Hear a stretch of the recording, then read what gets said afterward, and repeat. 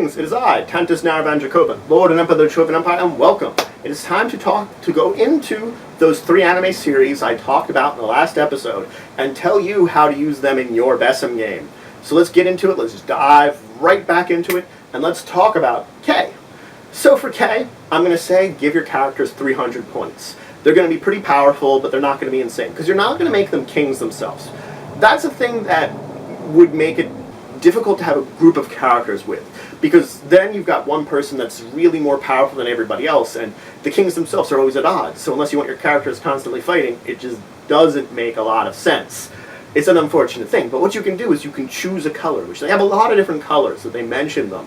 There's a whole bunch of different ones, and have all your members be a group from that color. That's going to be the basic one I'm going to talk about. And then, of course, you go on missions based upon the color there. Some of them are more law-based, some of them are more gang-based. They're going to have their own abilities based upon their color. They're going to do their own things based upon it, you know, their own missions, and you're just going to design around that. Let's say if you're the blues, they're more the law and order, trying to maintain order. They're going to deal with the other colors. They're going to fight with the reds. They're going to deal with other threats around the city, possibly threats that are, you know, more mundane, other ones which are more, you know, other color-based. That would be a basic game I would suggest.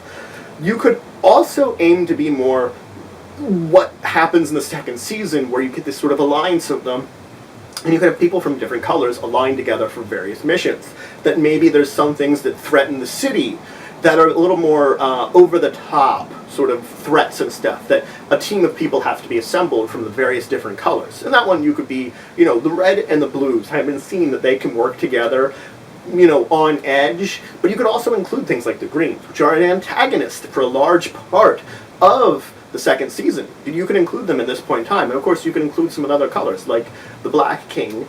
You don't see him really in the series, but you could include people from him. They didn't really have that except for the one, but you could have your own version of that character. The Silver King, of course, and the Gold King had his own men, and the Silver King really didn't have any whatsoever. So it's sort of like you could include the other kings if you wanted to create this group to take on a threat. And you could take on a threat similar to the anime. You could follow the anime all you want, or you could come up with your own sort of things. You know, so you could have, like, if your people are choosing for that color group, you could have one king be like an antagonist. That's sort of like, you know, maybe a coalition of the kings are going against them, but your group of people are going against some of his men, or trying to stop some of the things that his men are doing. Sort of something like that. It would be also very interesting. Both versions of this sort of way you could play out this would be interesting to do. So let's move on and talk about the next one, Heavy Object. For this one, I'm going to say give your characters 200 points. They're going to be pretty heroic. They're going to be, you know, probably more skilled than anything, and they're going to be soldiers. What I'm going to say is take the reins of some characters like Querthar and Havia, and what they're going to do is they're going to either help an object take on another one, or go on their own missions around defeating other objects. You're effectively going to have them take the place of those 2 characters, and you're going to have your team take that place.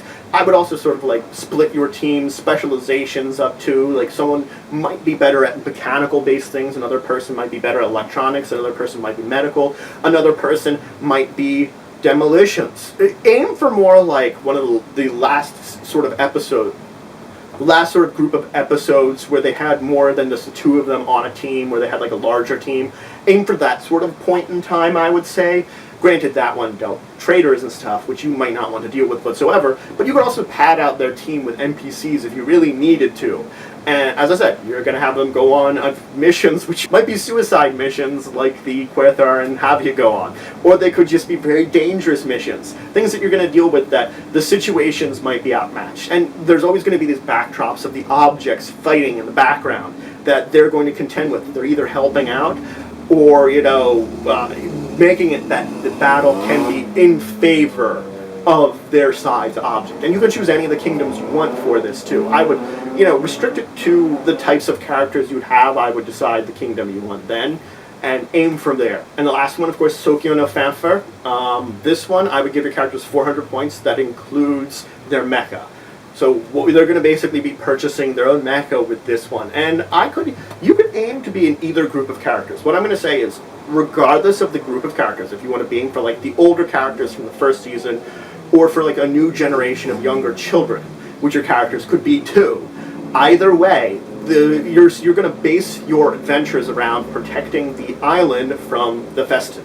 Now you can make it like exactly like the Japanese island, or you could make up another sort of sanctuary point where these people are protecting against. Maybe they don't have like sort of the same sort of basis of powers as the Japanese island do, but maybe they do too. It's up to you how you want to fight that. They have this sort of shield that protects them. You could make your own sort of place with a shield. Regardless, they're going to get in a mecha and they're going to fight Festen, and they have a lot of examples of them. You could make up your own examples of types of Festen that they could fight. They're going to fight other humans possibly, because other humans may or may not be friendly too. There's of course government organizations, but there's also like rogue groups that are out there.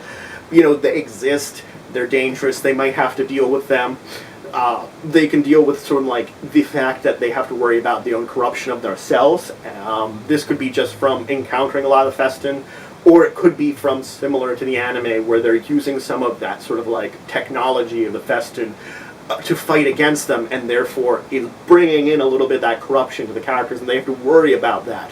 And as you saw in like the anime in the later halves, it was having strange effects on the children that were, you know, diving into it very heavily.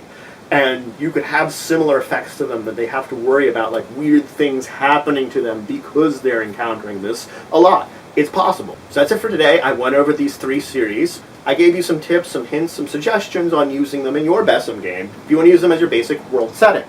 So if you have any questions, comments, anything you want to say, anything you think I have out, please leave in the comments below. Please like this video if you enjoyed it. It shows your support for the channel, the Empire, and for the work I do. Please subscribe if you already haven't. We're always looking for more members, more citizens of the Empire.